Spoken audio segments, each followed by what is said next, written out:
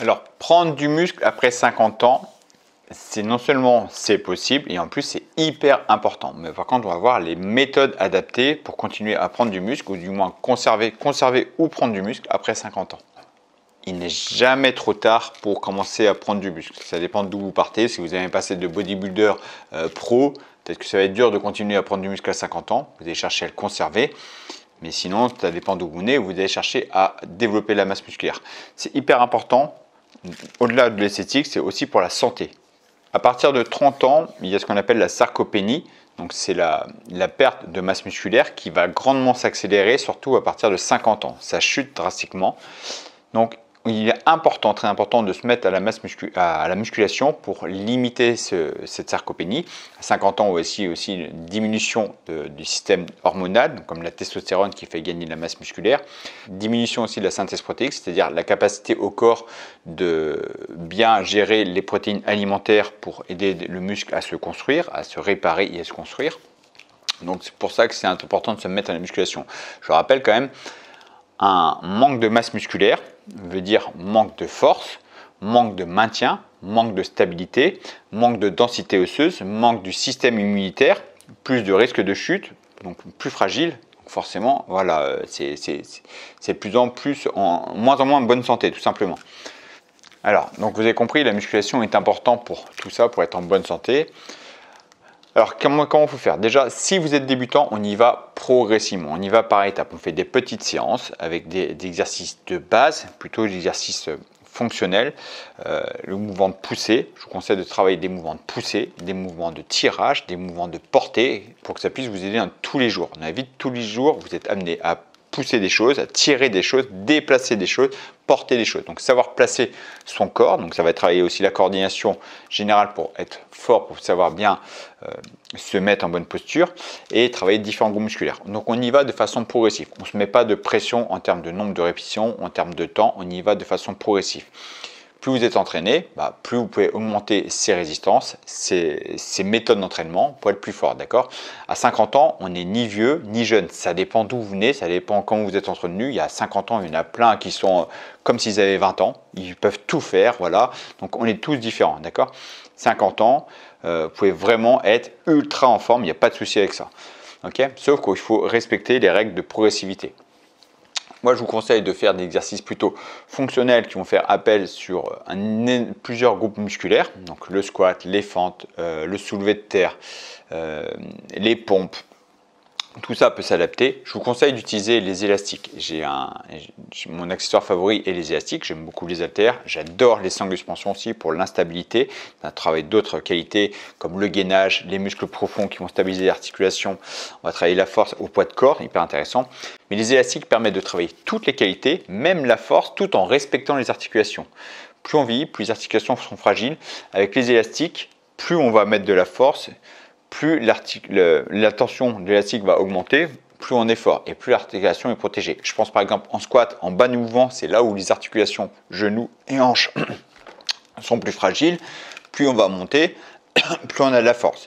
Et là, l'élastique va s'augmenter en même temps qu'on a de la force. Donc c'est pour ça que beaucoup de gens, je peux témoigner pour les plus de 50 ans, j'ai pas 50 ans, mais je peux témoigner pour les plus de 50 ans, car j'ai énormément de personnes qui suivent mon programme qui ont plus de 50 ans, et leur retour, c'est justement, ils ont plus de douleurs articulaires, ils se sentent vachement mieux niveau posture, niveau santé générale, niveau force, niveau masse musculaire. Et le point commun qu'ils ont tous, au-delà de mes programmes qui est d'exercice fonctionnel, c'est qu'ils utilisent des élastiques. Les élastiques ont vraiment cet avantage-là de protéger les articulations tout en gagnant de la force. On peut gagner de la force et en même temps protéger les articulations. Après, je vais utiliser des exercices fonctionnels, des exercices d'instabilité, des exercices de gainage, des exercices de coordination. Coordination, c'est juste travailler plusieurs groupes musculaires en même temps pour être capable de reproduire des mouvements compliqués en même temps dans la vie de tous les jours. Je pense, par exemple, ce que j'appelle le rameur, c'est l'élastique en bas de porte, je me penche, je vais tirer, donc il y a un mouvement de soulevé de terre, puis je vais tirer les bras. Donc voilà, ça part des jambes, puis sur le haut du dos, puis sur le haut du dos. C'est un mouvement hyper complexe, hyper riche, qui travaille l'ensemble du corps.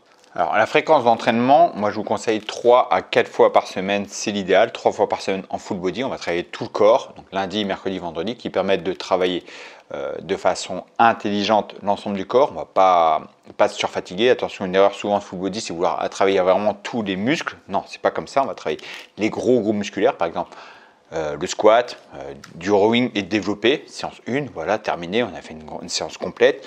Voilà, on va faire tout le corps 3 fois par semaine, ce qui permet d'apprendre très vite les mouvements de base, les mouvements complets, avoir un gain sur la force et sur la masse musculaire rapidement. Ensuite, 4 fois par semaine, c'est le half body. On va couper en deux, c'est-à-dire on va faire une séance ciblée que sur les jambes ou jambes-épaules. J'aime bien faire aussi, c'est que jambes ou jambes-épaules. Une séance ciblée sur le haut du corps. Par exemple, ça peut être pec, dos et gainage et bras. Je vais mettre, voilà, on va faire comme ça. Il est très avancé, c'est vraiment que les très avancés. Le push-pull leg, là, ça commence à être très avancé. Mais il faut avoir le temps de faire 6 fois par semaine. Moi, les programmes que je fais et que je conseille le plus, c'est plutôt 3 à 4 fois par semaine. C'est les programmes que je conseille le plus. De plus, quand tu as plus de 50 ans, il est important de mettre l'accent sur la récupération. Récupération du système nerveux, récupération des tendons et des articulations. Donc c'est pour ça, 3 à 4 fois par semaine, je trouve que c'est idéal. Bien sûr, il faut s'intéresser aussi à l'alimentation. Bien manger des protéines, surtout, je vous le dis, à plus de 50 ans, la synthèse protéique, la capacité au corps de gérer cette synthèse protéique est de plus en plus compliquée. Donc, vraiment augmenter vos protéines, entre 1,7 et 2 grammes de protéines par kilo de poids de corps, c'est ce qui est conseillé. Intéressez-vous à la vitamine D, intéressez-vous aussi au collagène, c'est intéressant pour les articulations. Dans les phases de récupération, on sait qu'on perd de plus en plus de mobilité, de souplesse, donc attendez pas 50 ans idéalement, mais même si vous avez plus de 50 ans, commencez à mettre ça en place pendant vos jours de repos. Le yoga, la mobilité, le stretching, travailler la mobilité générale, travailler la mobilité dès que vous avez 1 minute par-ci, 1 minute par-là. J'ai déjà fait des vidéos là-dessus. Des petits gestes de routine au quotidien, en échauffement. Quand vous échauffez, travaillez la mobilité, c'est-à-dire essayer de descendre en squat en vous tenant sur un support pour essayer de descendre bien bas. Ça permet de travailler la mobilité. Travailler les épaules ici, en ouvrant les bras, tout simplement. Vous voyez, même assis, je peux travailler la mobilité. Des petits gestes comme ça. Construisez bien, choisissez bien les bons exercices pour travailler l'ensemble du corps, pour être plus fort dans le quotidien, pour améliorer cette masse musculaire, améliorer votre métabolisme, d'accord. Le fait d'avoir un bon métabolisme va permettre de construire du muscle, construire de la force, améliorer la perte de masse grasse, donc entretenir une bonne santé générale. Travailler des exercices complets qui va travailler le gainage, qui va permettre de protéger votre corps dans les mouvements. Travailler des exercices qui vont permettre de travailler la stabilité pour éviter le risque de chute, pour être toujours fort sur vos appuis quand vous faites des mouvements. Travailler de la coordination, des exercices complets pour être fort en plein mouvement. Et travailler différentes fourchettes de répétition. Plus on vieillit, moins on va supporter des charges lourdes. Donc les charges lourdes va demander de faire peu de répétitions. 5, 6 à 8, 12 répétitions. Ces charges lourdes sont très importantes, c'est important, il faut les faire quand même pour être de plus en plus fort dans le quotidien. Par contre, c'est de plus en plus impactant pour les articulations. Donc plus on vieillit, plus on diminue cette fréquence d'entraînement en charges lourdes. Et là, il va être intéressant de s'intéresser aux charges modérées. Les études ont montré en plus que les charges modérées, l'endurance de force, est aussi efficace pour la gagner en masse musculaire que les charges lourdes. La différence qu'il y a entre les deux façons de travailler, donc charge lourde ou charge modérée. Donc charge lourde, on va partir entre 6 et 12 répétitions. Charge modérée, c'est de 15 à 25-30 répétitions. Les études ont montré que dans les deux cas, on prend autant de masse musculaire. À partir du moment où on est proche de l'échec, vous allez jusqu'à 30 répétitions ou jusqu'à 12 répétitions, vous prendrez autant de masse musculaire. Sauf que 6 à 12, vous allez gagner en force, vous serez naturellement plus fort. En série longue, vous serez plus endurant musculairement, vous serez capable de répéter un mouvement, vous serez capable de mieux récupérer, mieux repartir sur ce même exercice. Donc les deux fourchettes sont intéressantes. C'est important d'être fort pour, dans le quotidien, savoir porter ou tirer des choses plus facilement, mais très important aussi d'être capable de répéter ce mouvement de force plus souvent, d'accord. Vous serez moins fatigué, vous serez concentré plus longtemps, un gainage plus longtemps. Donc on alterne. On alterne ces phases d'effort et encore une fois, je vous conseille les élastiques pour limiter cet impact articulaire. Comme ça, on va travailler toutes les filières. La force, l'endurance de force, l'hypertrophie 12-15 répétitions qui est un peu le côté hybride entre les deux fourchettes. Et on alterne comme ça, on est sur toutes les filières. C'est l'idéal.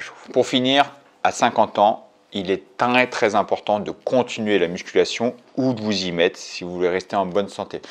J'ai fait des programmes spéciaux débutants, c'est-à-dire je vous accompagne dans les séances, je fais les séances avec vous, je vous coach, je suis avec vous, d'accord, c'est en vidéo et je fais l'exercice avec vous, je m'adapte au débutant, je vous montre les exercices, je vous montre comment bien les faire, comment régler les intensités, comment se placer, quelle intensité on doit sentir, quel effort on doit sentir.